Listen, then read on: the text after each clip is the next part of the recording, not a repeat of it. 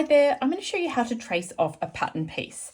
Now, the first thing you'll need is obviously your pattern piece. Now, this is just a commercial pattern. It's a simplicity pattern, and you're going to need some tracing paper. I've got the paper with the dots and lines, or crosses, I think it's called crosses and lines on it, which is super handy. I think you can see it there, but it doesn't matter if you don't have the fancy pattern making paper. You can just use Vilene or which is a stabilizer you can buy quite cheaply, or you could use just baking paper.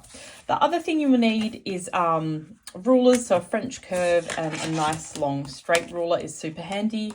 And you'll need a pacer, we call these in Australia, so it's like a really fine tip kind of lead pencil.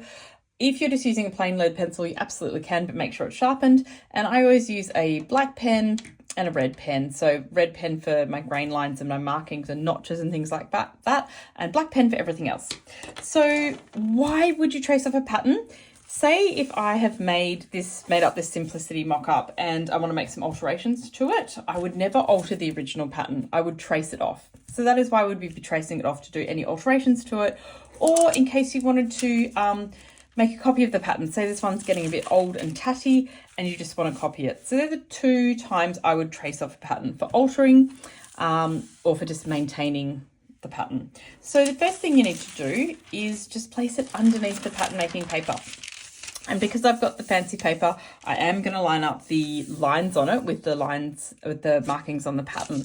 Because if you do it a bit sort of skew-if like this, then you're going to get quite confused. I think you can see I've got a grain line pattern there on the line on the pattern, and then there's my lines on the paper. So I will make sure I line them up.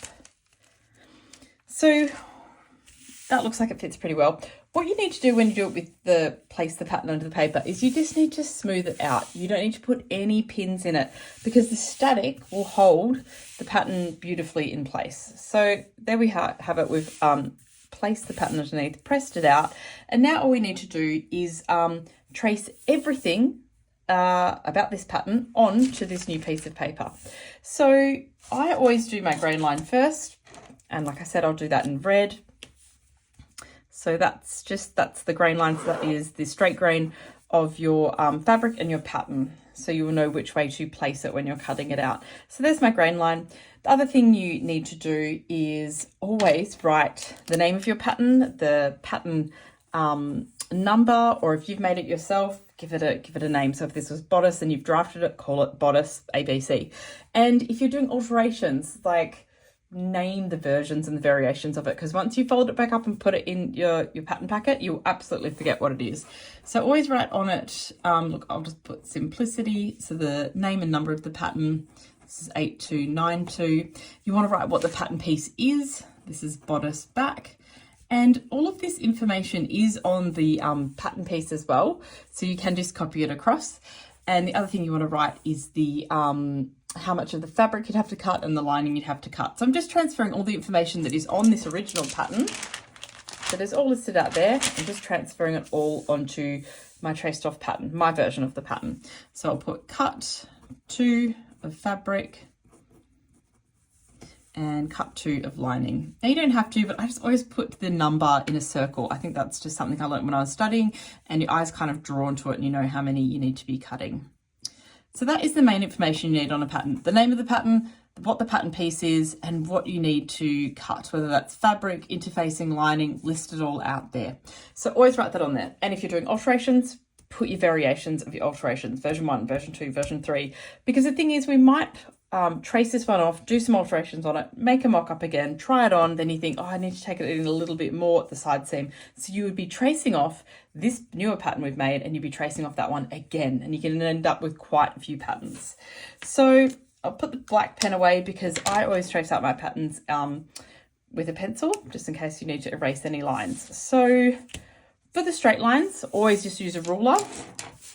It's quickest just to use a ruler, so I'm just going to rule there. And then for the curved lines, you should use a French curve, but I often cheat and I prefer to do it by hand. I do just find it quicker.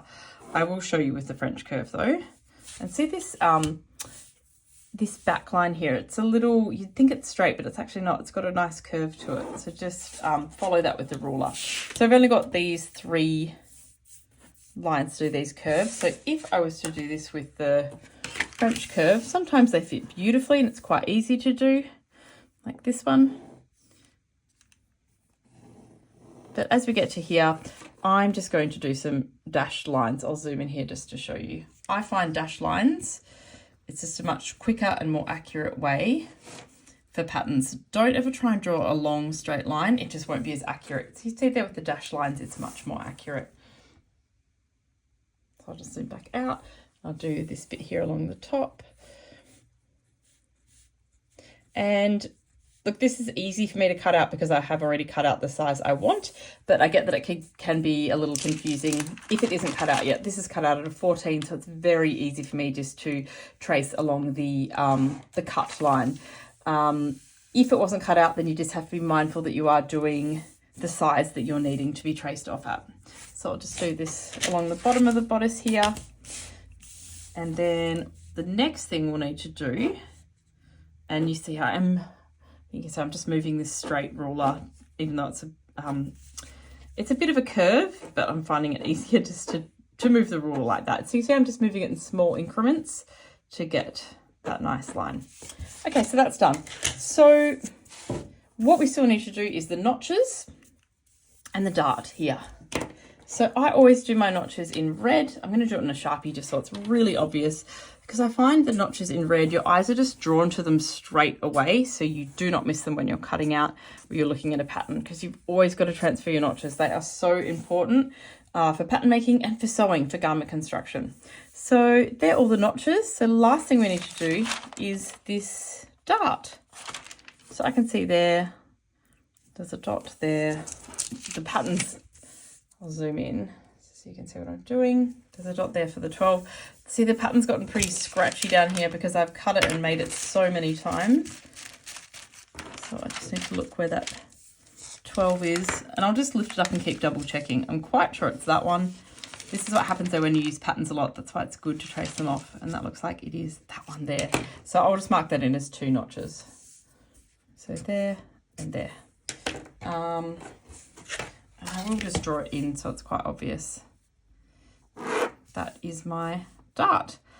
Now another thing, that's smudged a bit. Another thing I learned when I was studying fashion was to just always draw a big circle around the point of your darts. So it's just really obvious. I think pattern markings, you need them in red and you want to be able to see them really easily. So that is how to trace off a pattern. Before you remove the pattern, just triple check you did everything. So whoops, see down here, I have missed a notch. So when you think you've finished, just go around and check absolutely everything on the pattern. So that's probably a good thing. I've shown you that I've missed one. So let's zoom back out. Have I done absolutely everything on this pattern? Because while it's underneath like this is when you're going to see absolutely everything. So all my notches, there is a sleeve dot, mark, whatever you'd like to call them there. I will pop that one in just there. But I think otherwise that is it. So now you can remove the original pattern, and there we have a perfect copy of Simplicity Bodice Back 8292. So there's the original, there's the traced off pattern, and that it can either be kept in the cupboard now as or in your pattern packet as a traced off perfect copy of your pattern, or we can use this to start doing alterations to it. So that's sort of the 2 versions that you would use for tracing off a pattern. So I hope that shows how to trace off a pattern. It is pretty easy to do. Just remember to do all your markings. Remember, you don't need to pin. You can just press that paper in and make sure you write everything on your pattern, transfer all that across, and give it a name if you're doing iterations of different versions as you're altering your pattern. Yeah, so I hope that helps. Thank you very much for watching.